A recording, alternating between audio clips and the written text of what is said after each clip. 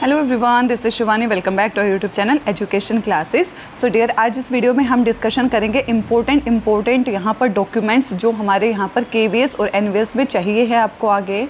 ठीक है, हर एक चीज़ के बारे में बिल्कुल डिटेल में डिस्कशन करेंगे। कौन से आपको सर्टिफिकेट चाहिए, कौन से आपको यहाँ पर एलिजिबिलिटी क्राइटेरिया क्या है आपके पोस्ट वाइज। ठीक है, यहाँ पर कास्ट सर्टिफिकेट चाहिए तो किस तरीके से क्या चाहिए, वो सारी चीज़ों के ऊपर डिटेल में एक एक करके सारी चीज़ों को देखेंगे।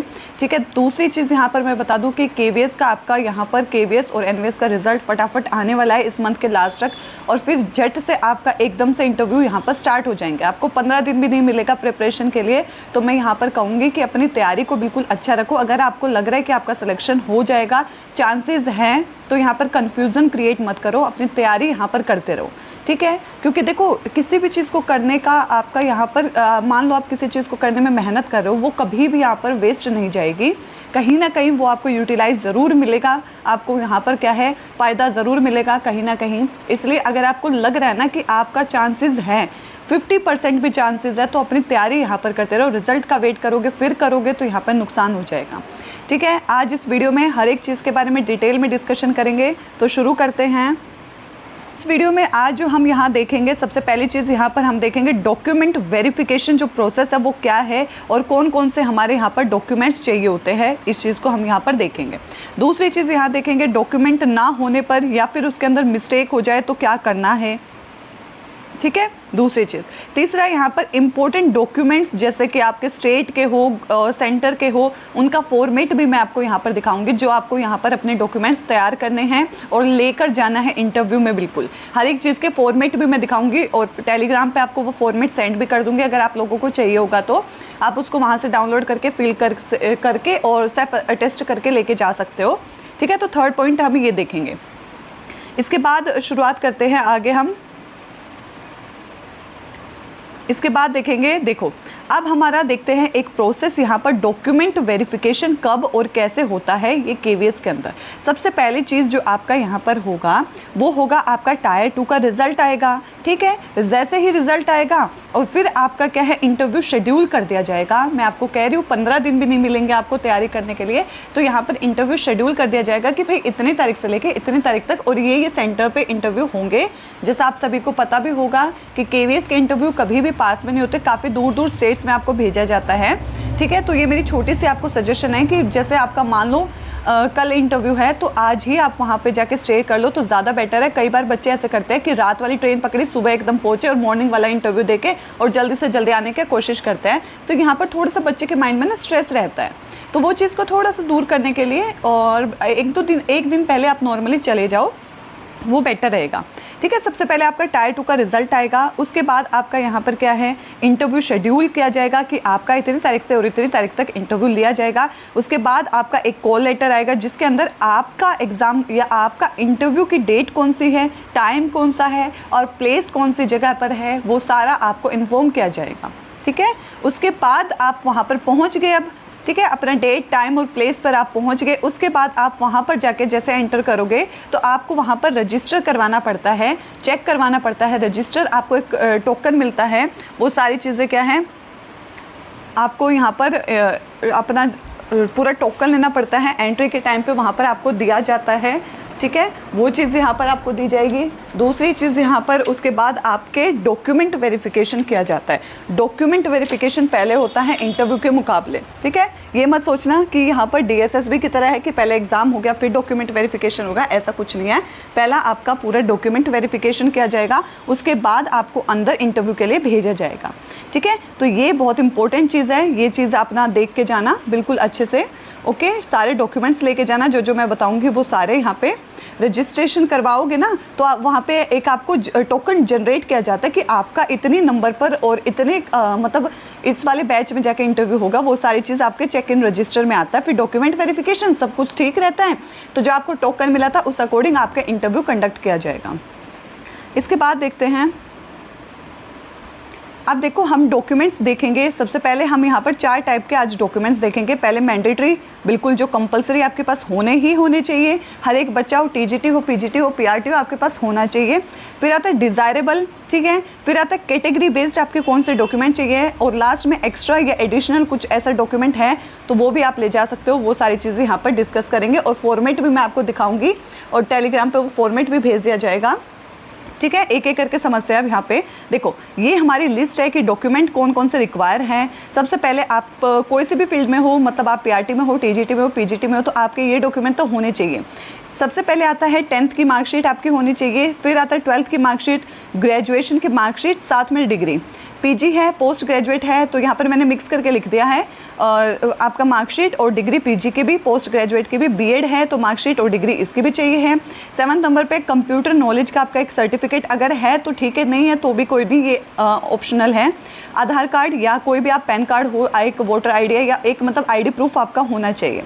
इसके बाद 9th नंबर पे ऑनलाइन एप्लीकेशन फॉर्म, जो मैं बताती हूँ डीएसएसबी वालों को भी मैंने बताया था और केवीएस में भी मैंडेटरी है और इसको सेल्फ अटेस्ट करके लेके जाना है आपको, ठीक है। इसके बाद आपका एक आता है एक्सपीरियंशियल सर्टिफिकेट, अगर ये आपके पास है तो ले जा सकते हो, नहीं है तो नहीं, कोई दिक्कत नहीं, कंपलसरी नहीं है ये। और ये डीएसएसबी वालों के लिए भी मैंडेटरी है, और डीएसएसबी वालों की लिस्ट में भी मैंने बताया था एक्सपीरियंशियल सर्टिफिकेट के रिगार्डिंग।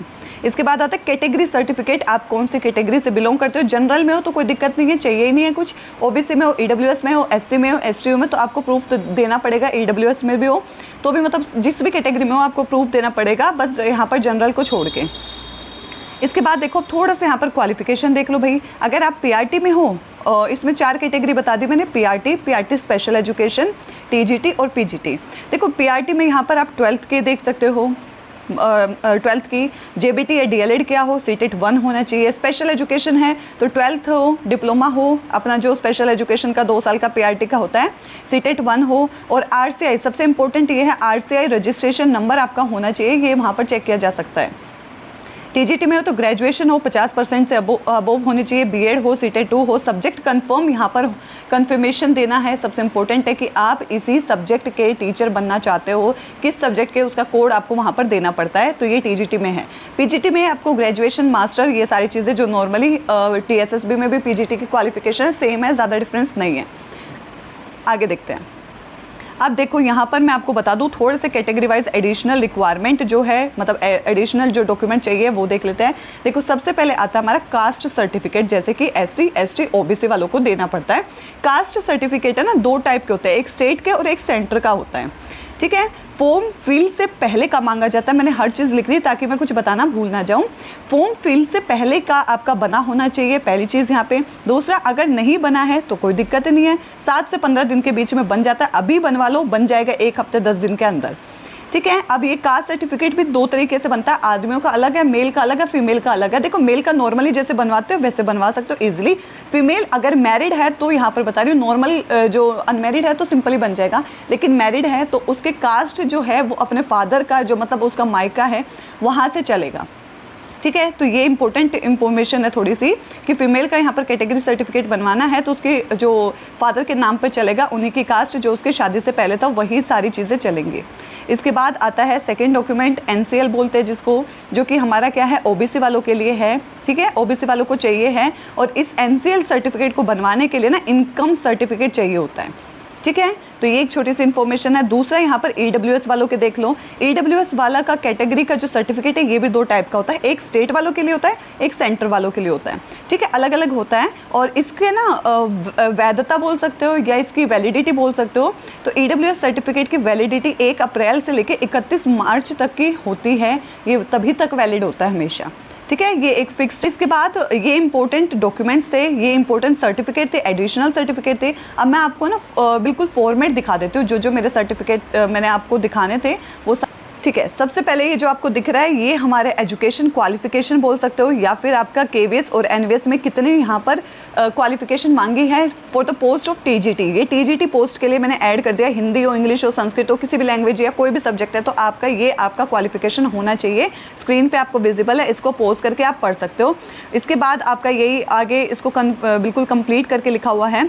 नेक्स्ट देखो, इसके बाद आता है ये प्राइमरी टीचर के लिए। अगर आप प्राइमरी टीचर के लिए क्या क्या डॉक्यूमेंट चाहिए, क्या क्या आपके ये एजुकेशन क्वालिफिकेशन सब कुछ इसके अंदर लिखा हुआ है, आप इसको डाउनलोड करके अच्छे से पढ़ सकते हो।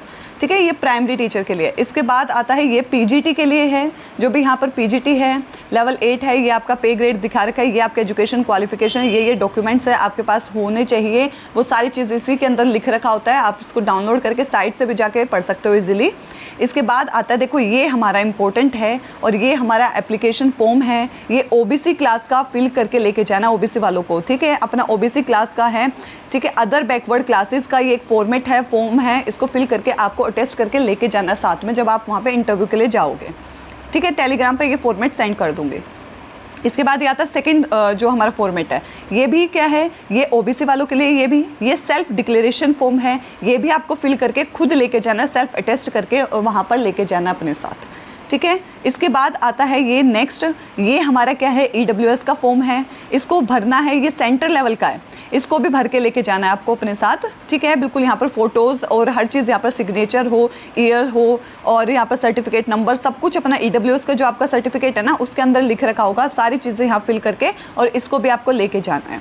ठीक है, तो ये चीज़ दिखा दिया, इन्फॉर्मेशन डॉक्यूमेंट की लिस्ट भी बता दी है। तो ये सारी इन्फॉर्मेशन आपको देनी थी ताकि यहाँ पर बच्चे को कोई कन्फ्यूजन ना रहे।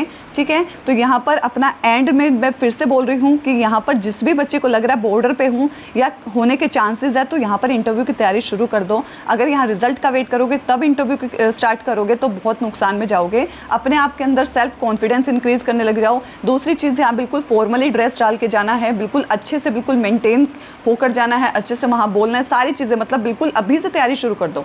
पढ़ाने का प्रयास करो, रिवीजन करो। ठीक है, डेमो की यहाँ पर प्रैक्टिस करते रहो। ऐसा मत करो कि बिल्कुल ही रिजल्ट का वेट करो तभी किताब उठाओगे, तो बड़ा नुकसान हो जाएगा। ओके, अपने ऊपर कॉन्फिडेंस रखो और पॉजिटिविटी रखो, बिल्कुल ऐसा कि हाँ मेरा सिलेक्शन हो जाएगा, मैं बहुत अच्छा करूँगी। ये सारे डॉक्यूमेंट की लिस्ट एक बार लिख लेना, स्क्रीनशॉट, यहाँ पर मैं शॉट भी डाल दूँगी एक, और यहाँ पर टिक कर लेना कि हाँ सारे डॉक्यूमेंट कंप्लीट हैं। ठीक है, इससे थोड़ा सा पॉजिटिविटी भी आएगी और कॉन्फिडेंस भी आएगा। तो ये छोटी सी इन्फॉर्मेशन आप सभी को देनी थी। आई होप ये यूज़फुल रही होगी आप सभी के लिए। ठीक है, और ऐसे ही मोर अपडेट के लिए चैनल को सब्सक्राइब कर सकते हो, लाइक कर सकते हो और अपने फ्रेंड्स के साथ शेयर करना। मिलते हैं अपनी नेक्स्ट वीडियो में, तब तक के लिए thank you so much for watching.